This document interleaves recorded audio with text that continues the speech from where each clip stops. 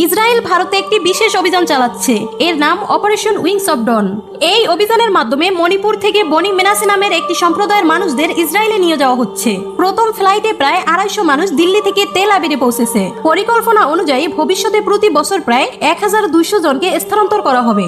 এখন প্রশ্ন হচ্ছে, এই বনি মেনাসে কারা? তো দেখো, এই সম্প্রদায়ের বিশ্বাস তারা ইসরায়েলের প্রাচীন হারিয়ে যাওয়া একটি গোত্রের বংশধর। বাইবেলের বর্ণনা অনুযায়ী প্রাচীন ইসরায়েলের মানুষ 12টি গোত্রে বিভক্ত ছিল।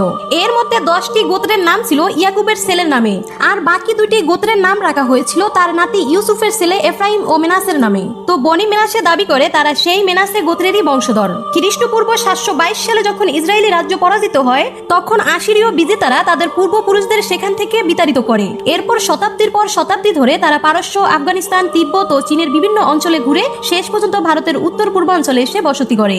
বর্তমানে এই সম্প্রদায়ের মোট সংখ্যা প্রায় 10,000 বলে ধারণা করা হয়। তারা মূলত মণিপুর ও মিজোরামে বসবাস করে এবং নিজেদের পরিচয় ইহুদি ধর্মের সঙ্গে যুক্ত করে। এখন প্রশ্ন, তারা ভারত ছেড়ে কেন যাচ্ছে? এর প্রধান কারণ ধর্মীয় অনুশীলন।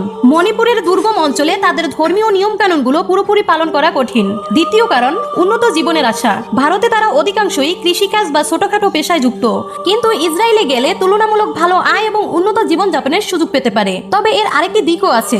সাম্প্রতিক যুদ্ধের পর ইসরায়েলে শ্রম শক্তির ঘাটতি তৈরি হয়েছে, ফলে এই স্থানান্তর তাদের অর্থনৈতিক ও কৌশলগত প্রয়োজনও পূরণ করছে।